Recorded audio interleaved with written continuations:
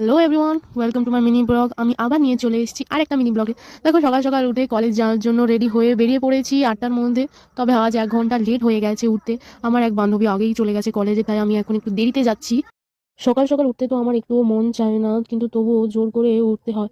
তার উপর এত ঠান্ডা, আর গোটা রাস্তা পুরো কুয়াশাতে ভর্তি, পুরো ভর্তি।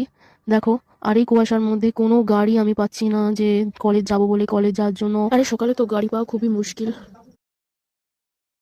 তো ফাইনালি অনেকক্ষণ ওয়েট করার পর একটা গাড়িতে উঠে পড়েছি দেখো।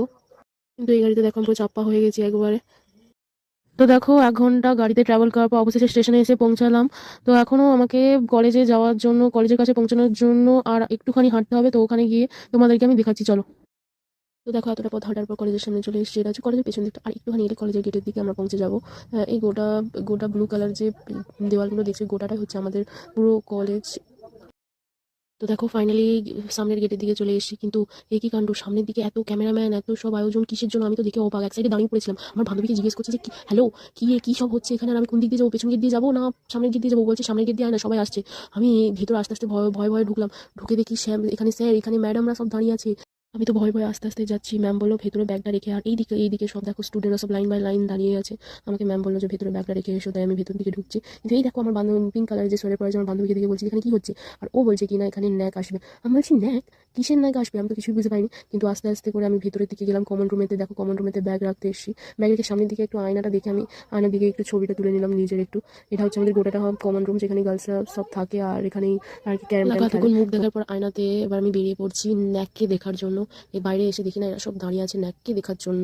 আমি তো আস্তে আস্তে করে এগিয়ে যাচ্ছি। আমার বান্ধবী যেখানে দাঁড়িয়ে আছে আমি তার কাছে যাচ্ছি তাকে খোঁজ দিতে, যে কোথায় দাঁড়িয়ে আছে। তাকে গিয়ে বলি যে আমাকে একটু নিয়ে তো লাইনটাতে।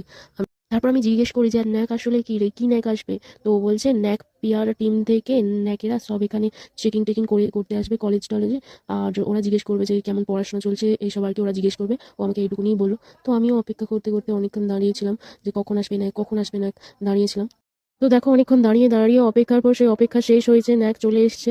সবাই ড্রাম বাজাচ্ছে, আর ওখানে সব ফুল বিতরণ করছে। ন্যাকের দিকে এত ভিড়ে ভিড়, সব ওয়েলকাম জানাচ্ছে ফুল দিয়ে। আর ওখানে অনেকজন ক্যামেরাম্যান ফটো তুলছে।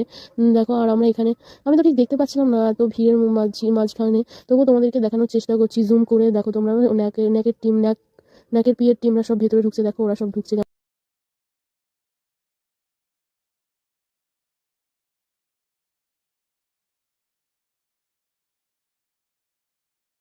তো দেখো গাইস, স্ন্যাক ঢোকার পর সব স্যার ম্যাডামেরা ওপরের দিকে চলে গেল। আমাদেরকে তেমন কিছু জিজ্ঞেস করলো না। তো সব স্যার ম্যাডামরা সব ওপরের দিকে চলে গেল। তাদের স্যার ম্যাডাম দিকে, তাদেরকে কি জিজ্ঞেস করবে, আমাদেরকে তো তেমন কিছুই বললো না।